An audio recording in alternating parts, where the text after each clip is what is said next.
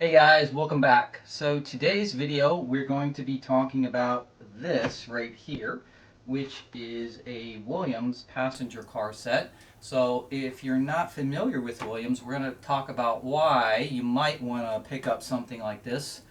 And for those new to O-gauge railroading who thinks that all O-gauge is super expensive and you can't get into it, I'm going to show you how you can get into it. This is going to be a video that is a precursor to the next video and why we need or why we picked up this passenger set. And then you're going to find out on the next video an engine that we're going to review that is pretty spectacular. It's one of my favorites. And you're probably going to be able to guess what the engine is after I start this review of these passenger cars. But I wanted to point out the fact that you can get some really good deals online and still have some really nice cars without spending a fortune. So let's get started. Alright, so today's review is going to be on this 5-car passenger set made by Williams. It's a New York Central 20th Century Limited set. And you probably guess what the engine's going to be tomorrow based on that. But if you're not familiar with Williams trains, Williams electric trains, which this is actually the first piece of Williams that I've actually purchased, but they're sort of like a smaller train company that was producing trains out of Maryland. It's out of Columbia, just the same as MTH. And it was, basically a smaller train company founded by Jerry Williams in 1971. And, he made reproductions of standard gauge trains from some tooling he got from Lionel right after they sold themselves at the end of 69 to General Mills. And so he was making that and then eventually shifted into this O-scale line. And, of course, being a smaller company, Lionel and MTH are the two big sort of giant O-gauge toy train companies. They eventually, had to sell out, and Bachmann Trains actually bought them. So now there's a sort of a sub-brand within the Bachmann called Williams by Bachmann, where they're making a small amount of trains under the Williams name, but, for the most part, Williams is pretty much gone, besides that little subset. And so they're actually not making passenger cars anymore. So these are older passenger cars here that I picked up online. So that's just a little history about Williams. But basically, I've never had to pick up anything from Williams because Lionel or MTH pretty much always had what I wanted. But I was looking for a 20th Century Limited passenger set. And the thing about passenger cars is they can be hard to get depending what the road name is that you want and everything else because, Lionel and MTH only make them in certain runs at certain times. And so a lot of times they'll sell out pretty quickly depending what you're after. So anyway, I found these on eBay, and basically it was a 5-car set made by Williams, and we're going to open this up and see it. But these were all brand new, still sealed in the boxes. They weren't even used. And I picked them up for a 5-car set for $180, which is about $36 a car. So for $36 for 18-inch passenger cars, that's, I think, a pretty good deal for what you're getting. And so we're going to show you how you don't have to spend a fortune on passenger cars, and then show you the sort of the plus and minuses of cars that may be a little less expensive, but probably get you what you want. And so really, I didn't want to buy the big 21-inchers from Lionel. And some of the older Lionel stuff, like the aluminum versions of these and stuff, were, super expensive. And I was just looking for a nice, clean passenger set to pull behind my brand new engine that we're going to have in our next video. So let's open these up and check them out. Okay, so here they are. So these are obviously the New York Central. This is, supposed to be the 20th Century Limited, high-speed passenger set. And this is obviously the observation car, but these are made out of ABS plastic, right? But they have this really nice fluted finish on them. And if you didn't touch it or feel it, you might actually think they're just the aluminum cars because just painted aluminum. But they looked really nice. It has silk screened lettering on it for both the New York Central and the Century Limited. It's got some lettering for the type of car it is, and it's got internal lighting. Now, so what are you getting with, or what are you not getting with these cars, and why they're so less expensive than, say, Lionel's more detailed cars? So first thing is the interiors. So there's no detailed interiors with passengers, right? You just get the little windows with the silhouettes in them, which is fine for me. I don't mind those at all, actually. If I actually went down to my Empire State Express here on these passenger cars, you can see here, yes, they do have some detailed interiors, like seats and stuff, but they don't have passengers in them, and they're not even painted the detailed interiors on these. And these cars right here, which are Lionel's 21 inchers for the Empire State Express set, they're super expensive.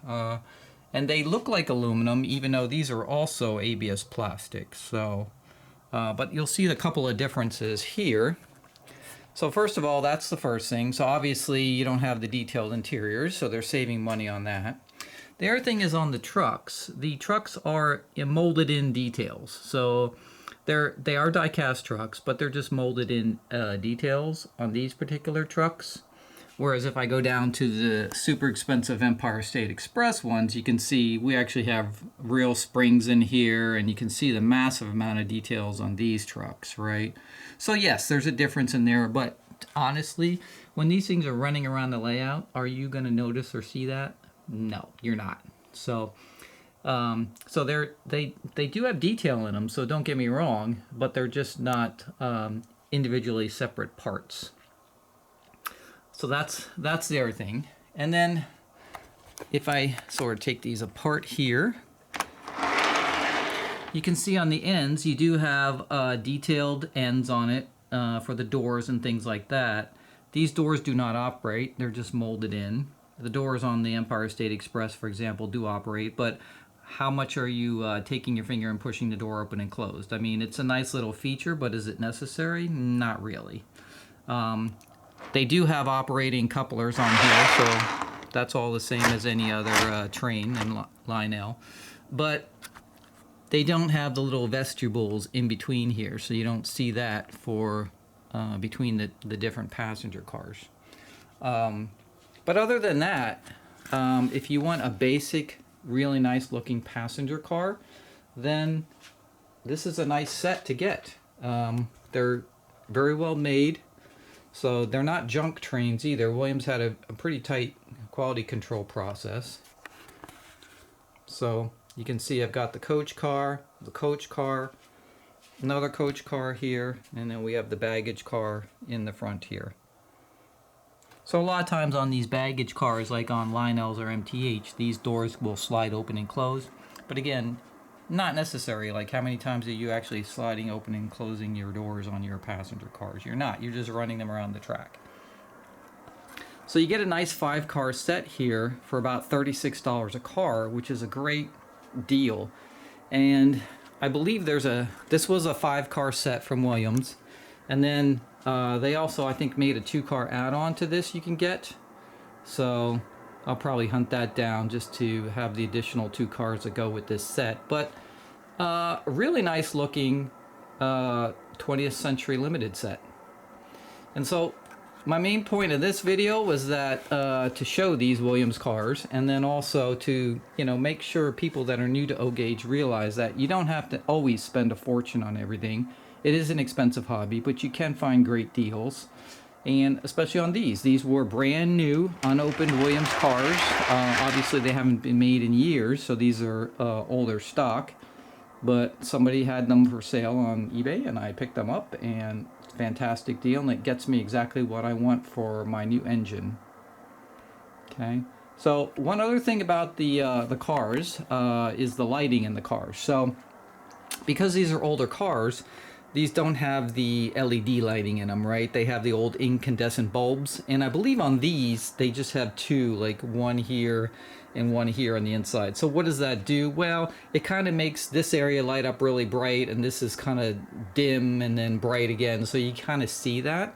But if you wanted to, you could easily upgrade these to LED strips on the inside and just have LEDs on the inside of the roof running all the way from end to end, and then you get nice even lighting if it really bothers you. So let me turn down the light so you can kind of see what they look like. Alright, so there it is. So you can see what I'm talking about here. See how, like, when you look at the passenger car, you get some of these bright spots on each end where the bulbs are, and then in the middle it's not as bright, although they are still lit, right? But you get these sort of hot spots in the windows. And again, you could easily do a weekend project and put in some LED lighting strips to make it more even. But if you look at it overall, like if I'm just looking at like this, right, it doesn't look that bad.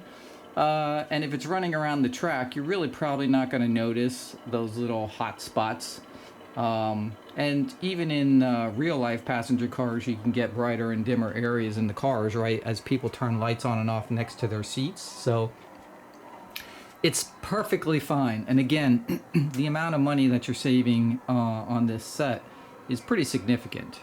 And then you can see on the back here, we've got some the end lights here. They're not really lit. They are just jewel, red jewels on the end here. So again, something like that on the inside, you could put a little light behind it and they would light up. So same thing on the back here, right? This end piece right here, it's just a little jewel. It's not actually lit unless we put a brighter light behind it, and it would look more like it was lit. Although it doesn't look too bad right now. It kind of looks like it's lit a little bit. But that's kind of what you're getting when you're saving that kind of money. But again, overall, the cars themselves with the fluted finish on them, the paint scheme, really, really nice. And this is going to work perfect for the engine that I'm going to pair these with. So let me turn the lights back on here so we can get a more detailed look at some of the other things. Alright, so if we look at the bottom here, you can see the trucks here. And they sort of have like a, if you look at the coupler here, right? It's not a kinematic one, but it's like an early version of it. So they're pretty flexible. You can see the roller here, right? And then you just have your normal feeds for the lighting system, and then you can see that actually these are the sockets for the two bulbs right here, right? So you wouldn't have to add any rollers or anything onto them. You could just add a LED board, and then there's usually a little circuit board that controls the voltage going to it, and that would be it to upgrade them. And you can see they do have the little steel plungers here for the uncoupling. So if you have an uncoupling track, you can uncouple them that way. So yeah, and then again, beautiful fluted finish on it. Great paint job. It's got the two-tone gray. So everything that you'd want in a passenger car. You know, it does have some little details on the top. And again, the higher end passenger cars, these details are actually usually separately applied here. So, but these are just molded in on this particular case. But still gives you the basic look that you're after at a much reduced price. So that's it. That's it for today's video. It was just a quick one. But again, for those new to O-gauge railroading, don't forget to look online because you can get a lot of great deals on some great sets that will look fantastic on your layout, and you don't necessarily have to spend a fortune. Alright, so that's it for today's video. Stay tuned. Make sure you subscribe so you see the next one, which is the engine that's going to be pulling this passenger set, which again is one of my favorite engines, so I can't wait to review that one, and I'll see you next time.